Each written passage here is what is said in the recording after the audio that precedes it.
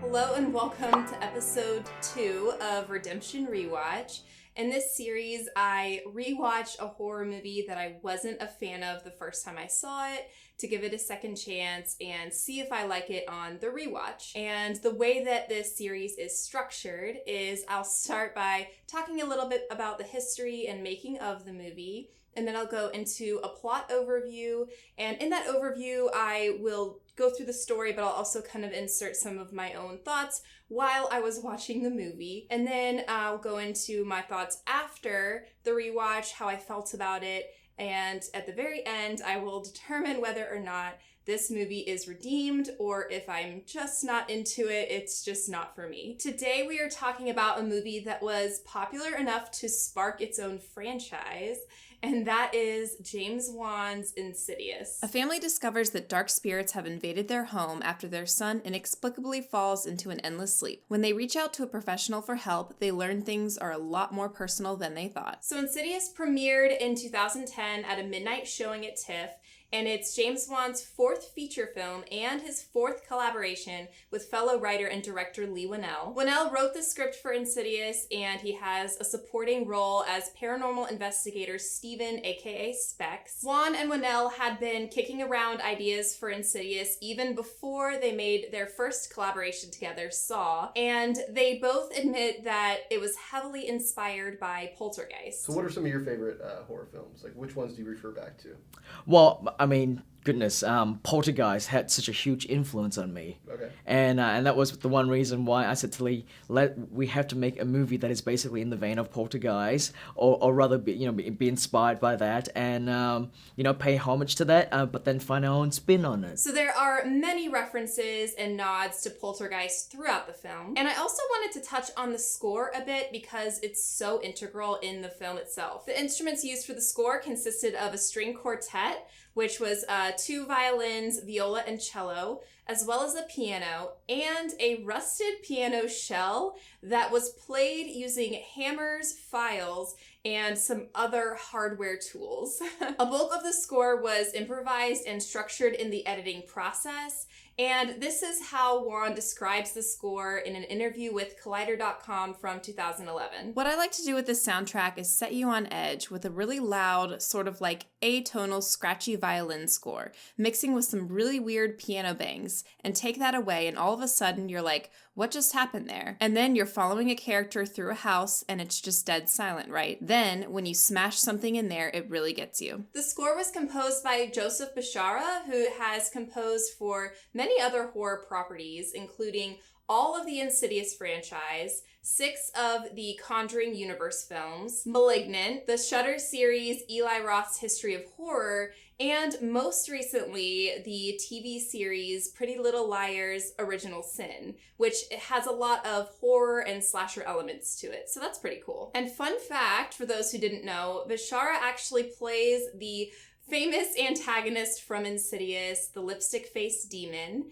And in an interview with Dread Central from 2018, he was asked, on top of composing this franchise, you're also the lipstick-faced demon. What's it like becoming a bit of a horror icon yourself? Bishara responds, I've always been interested in horror and those that create it in the various mediums, so to get to contribute to that in any way is really an honor. I'm very grateful for the opportunity to get to explore inside the world of the film in that way, with such a deep level of immersion and having all of the on-set experience and body consciousness to draw on while scoring. According to Box Office Mojo, on a budget of $1.5 million, Insidious grossed $99.5 million worldwide, making it one of the most profitable films of 2011. It has since spawned 3 sequels, and it was just announced that a 4th sequel is in the works, Insidious 5. So it's safe to say that Insidious is very well liked by horror fans. I see a lot of people cite it as their favorite horror movie or the franchise as their favorite franchise. So you might be asking yourself, Anna, why aren't you one of those people? I'm so glad you asked.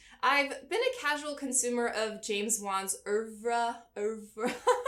I always say that word wrong, but so I've seen Saw, Dead Silence, The Conjuring, and a couple other entries into those respective franchises. But I would have to say that my favorite film of his by far is Malignant. I just think he was having so much fun with that movie. It's so off the wall and entertaining, and that's what I really love about it. And I feel like a lot of his other films are a lot more serious and somber, which I definitely think Insidious falls into that category. So now I'll get into how I felt about Insidious the first time I saw it.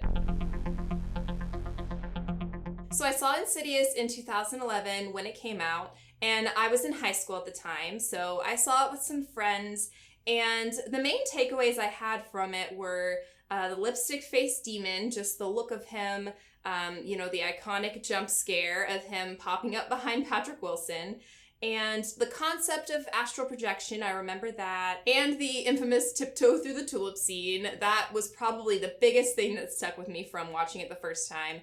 Other than that, I didn't really remember much else about the plot or the specifics of anything that was happening. I'm pretty sure I fell asleep for a little bit in the theater.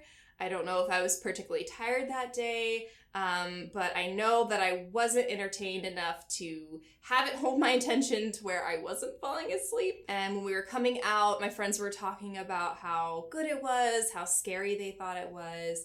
And I was just kind of like, meh, it was just okay. I don't know. I didn't really get the hype. So I haven't seen it since, so it's been over 10 years since I saw Insidious, and I never saw any of the sequels either. So now we're going to get into the plot, and I am going to be going over the whole movie, so there will definitely be spoilers. So if you want to avoid that and you want to just hear my overall thoughts, go ahead and skip to this timestamp, and you'll skip over all the spoilers that way. Let's dive head first, or should I say float soul first, into the further, shall we? We kick it off with a secret flashback of a little boy sleeping, and then a bunch of violins alert us to a creepy shadow in the kitchen window. An old lady selling candles door to door at night? Or is it a ghost? The flashback is cut short by this pretty sweet title card and credits. Side note, I low-key really like how the credits are done. The artists who designed them did not have to go that hard. As the credits end, we fade from black and white into color. Well, kind of. The color palette of this movie is pretty muted. So now we can see Mom Renee and her monkey PJs in all their glory. Renee is played by the amazing Rose Byrne. Vecna? There's a reference for my fellow Stranger Things fans out there. There's lots of boxes everywhere indicating this family just moved into this house. And we've got Chekhov's photo album. Show me a picture when Dad was a little kid. I wish I could, but I don't think we have any. No pics of Dad as a kid, huh? Seems suspicious. Maybe even a little insidious. We get some domestic chaos where we see the kids, baby Callie, young Dalton, played by Ty Simpkins, and his older brother Foster, played by Andrew Astor, and Renee's husband Josh, who's played by James Wan favorite and certified horror daddy Patrick Wilson. Every time I think I've pulled you out, you crawl back in. Who's in a silly, goofy mood. We love to see it. Then we get some spooky moving books. If you want to look at my books, please don't leave them all over the floor. I didn't touch your books. And some vague creepy sounds, and a classic spooky attic with a furnace scare that reminded me a lot of Home Alone. It's only my imagination. Only my imagination. We see a door open on its own, and more ghostly antics ensue from there. Dalton goes up to the attic and takes a hard fall off of a ladder, and someone is really loudly cracking their knuckles up there. Renee and Josh rush to take care of him. They really are such a mom and dad, these two. Their relationship does feel very real. Then the whole family goes to bed. Daddy Wilson even moisturizes. He is a self-care king. Is that water drip in slow motion? Ooh, spooky tree. This tree is very reminiscent of the tree in Poltergeist. I don't like the tree, Dad. Because I live in your destiny. The next morning, Josh is unable to wake Dalton, and they think he has slipped into a coma, maybe due to head trauma from the fall. I like the touch of having the solar system hanging above Dalton's bed. It's a really subtle hint to the astral projection we'll see later in the movie. This scene at the hospital is really terrifying. The doctor's not having the answers, this thing just seeming to happen with no real explanation, and the family lives like that, not knowing what's going on, for 3 months. We see how scared and overwhelmed they are by this, especially Renee. Dalton is moved back into the house for home care, but is still unresponsive to any tests. And the ghosts don't let up. We get a chilling, strange voice on the baby monitor that is truly unsettling. Get away. I want it. More loud violins telling us something scary happened. Foster tells Renee that Dalton has been walking around at night, and it is implied that he does it that night. I like the subtlety of just hearing the thuds here. We don't actually see Dalton get up. The implication is scarier than seeing it, in my opinion. Then someone knocks on their door in the middle of the night, but don't worry, Daddy Wilson and his thighs are gonna take care of it. But it's just a distraction while some spooky man lurks in the baby's room. This is a pretty good jump scare that would be nice and subtle, but don't worry, they added screeching violins just so we'd be sure that something scary happened. And then a barrage of unpleasantness ensues. They're all at their wits' end at this point, and while Renee is stuck at home, Josh finds excuses to stay late at work. He's a teacher, and we get this slick little cameo of Billy the Puppet from Saw drawn on the chalkboard behind him in his classroom. And it looks like he's getting visions of that boy from the flashback at the beginning of the film. What could it mean? Back at home, Renee is talking to Dalton's nurse, and the way that Rose Byrne starts crying here is just masterful. We see she's at the end of her rope, exhausted and devastated that nothing can be done for her son. But she's not screaming and wailing. The tears just fall from her eyes like she's resigned to the hopelessness. Just bravo, Rose, bravo. And then she finds a red handprint on his sheets. But why was this in slow motion too? A tad bit cheesy in my opinion. Daddy Wilson continues to avoid his responsibilities at home. We don't love that. Renee says she knows the house is haunted and Josh is skeptical. You think our house is haunted? I don't think it. I know it. And wait, who's watching the baby right now? Where's the monitor? Daddy Wilson ends up sleeping on the couch, as he should. The echoes on Renee's voice here made me LOL. How the long-haired ghost is outside, then suddenly is inside is pretty effective. I just wish they didn't have a music cue for it. Renee is absolutely distraught by this, as she should be, and Josh finally believes her, and they move again. Helping Renee unpack here is Josh's mom, Lorraine, played by the incredible Barbara Hershey, and she is so supportive of Renee. Women supporting women, we love to see it. And they brought that damn grandfather clock with them. Now we get the infamous tiptoe through the tulips scene. Renee is cleaning up and listening to music while she does so, which, same girl, I do that too. She steps outside to take the trash out, and the music scratches to a halt and switches to Tiny Tim's bizarre one-hit wonder, Tiptoe Through the Tulips.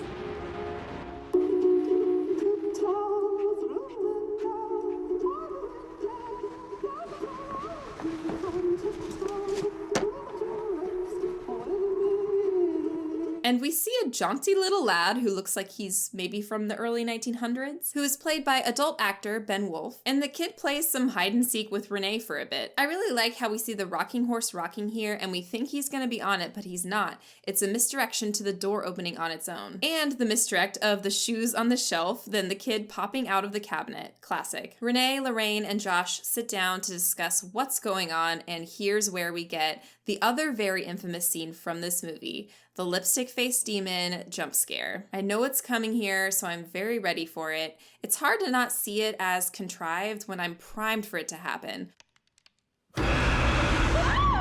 Also, just gotta say, not a huge fan of the demon's character design. I don't know, I just don't really find him scary. I find the way Dalton's room is all messed up much scarier. Renee finally calls in paranormal investigators, aka the comedic relief. Heavy air quotes there. There's Tucker, played by Angus Sampson, complete with beard and half-eaten Hot Pocket, and Steven, aka Specs, played by Leigh Whannell, complete with nickname-worthy eyeglasses and terrible acting skills. That wasn't psychic.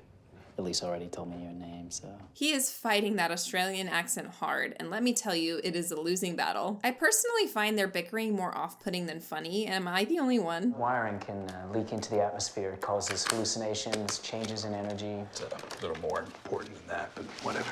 Where's my girl Lynn? So they do some wacky tests, and Tucker knows what's up. He thinks the clock is sus too. This jump scare of the two girl ghosts is painfully cheesy to me. Why the weird cut of them smiling? I found it incredibly silly. And there she is. Psychic Elise Rainier, played by the aforementioned incomparable Lynn Shay, is in the house. I love that she enters smiling and laughing. It's so refreshing at this moment. She can even make a cliched line like this sound genuine and endearing. Mrs. Rainier? No, Mrs. Rainier is my mother. Just call me Elise. She goes from room to room, psychically scanning the house. And she notices the finger cracking too. I thought I was the only one. She perceives the lipstick-faced demon lurking above Dalton's bed and describes it to Specs to draw. And here is where we get the astral projection explanation. Have you ever heard of astral projection? You see, these are people with the ability to leave their physical body and to travel to different places in astral form. I do like the concept of the further a lot. And these otherworldly beings want Dalton's empty body. There are other entities who are malevolent and have a more insidious agenda. She said the title of the movie. We learned the lipstick-faced demon wants Dalton's body to cause pain to others. Josh seems like this sounds familiar to him, but he's still not accepting of it. But some drawings Dalton did before this all happened provide the exposition we needed all along, and Josh admits he believes. It's not a horror movie without some creepy kid drawings. So they perform a seance with Elise, who looks like an utter badass with this modified gas mask on. Elise makes contact with Dalton, who says that he can't come back, there's no way out, and the lipstick-faced demon will hurt him if he tries. Lynn Shay continues to beatbox through this scene. They heard you. And the scene is pretty tense. Dalton gets up and proceeds to wreck everyone. He slaps the shit out of Specs. This is for your terrible acting. Lynn is really manhandling that little kid. Afterwards, we see Specs putting some raw steak on his face where he was slapped. And this reminded me of Poltergeist 2. It felt like a little nod to the famous steak scene in that movie. Lorraine then comes over and explains the same thing happened to Josh when he was little, that he used to have night terrors and astral projected. Did astral projection? Not sure the correct way to say that for past tense, but so it's confirmed that the boy in the flashback at the beginning of the movie is a young Josh. And remember the old lady ghost in the flashback? So why there are no pictures of Josh as a kid is because that ghost appears in all of them, stalking him like the lipstick-faced demon stalks Dalton. He has no recollection of it because his memory and ability to astral project have been suppressed in order to protect himself. For the final act, Elise then guides Josh into the further by spitting straight bars. Now head outside. Let my voice be your guide. Keep a steady stride. Into the further you go. As he enters the further, he finds himself as a boy. I don't really know how that works, but then he goes back to the old house. We get a ghost bride jump scare here. Those damn violins. And here Josh immediately starts pestering the ghosts. I'm looking for my son, Dalton. Do not draw attention to yourself. Here's some creepy whistling for the sake of being creepy. Whoa, she blinked. Loud noises accompany said blink, of course. I'm not scared of these ghosts, I'm just kind of annoyed by them, to be honest. Like the forced smile trying to be creepy, another weird cut of the family smiling. I don't know. Josh eventually finds the lipstick-faced demon's lair, which is pretty fabulous, by the way. This demon has an eye for detail and a flair for the dramatic. A candelabra-lined red hallway, I mean, come on. It reminded me a lot of the 2004 Phantom of the Opera, another Daddy Wilson movie. And he's got a cute little loft. Honestly, I think the lipstick-faced demon is basically a drag king. Josh finds Dalton chained up there, and the lipstick-faced demon turns around, and the tongue and the heavy breathing, I just find so funny. Josh frees Dalton and they get out of there pretty easily, like it's kind of anticlimactic. They encounter like all of the other ghosts on their way back, but the ghosts don't really pose much of a threat here. Meanwhile, back in the regular dimension, non-ghost dimension, real life, whatever, you know what I mean. Everyone's kind of freaking out. Go check on Dalton. What? Go check on Dalton. What? Go check on Dalton now. Did I stutter? The way Tucker shines the flashlight right into his face here, oh my gosh. And the ghosts start coming into the human dimension, like into the house. Josh and Dalton are almost back, but it turns out the lipstick-faced demon is still after them. He crawls on the wall here, and I just really hate the way this looks. I don't know, it looks like a video game or something. Josh encounters the widow ghost here, and he yells at her for a bit. Get the hell away from me! And she just goes away. Okay, that seemed kind of anticlimactic too. And astral projected Josh makes his way back to his body, and then all the ghosts instantly disappear. And Dalton makes it back to his body and wakes up, yay! We get kind of a cheesy wink into a slow motion into a freeze frame on Elise here. And then more goofy bickering between Tucker and Specs. Picture's worth 1,000 words. Yeah, but words are worth 1,000 words too. Which, of course, Leigh flubs his last line. Oh my gosh. And we think everything is happy and back to normal. But wait, Elise senses something is wrong with Josh and takes his picture. He freaks out and starts attacking her and kills her? what the and we see the widow did in fact take over Josh's body. I'll admit, I do admire James Wan for going super dark with this ending, but the execution is still pretty cheesy in my opinion. And of course it wouldn't be the ending unless it was punctuated by more loud strings, right?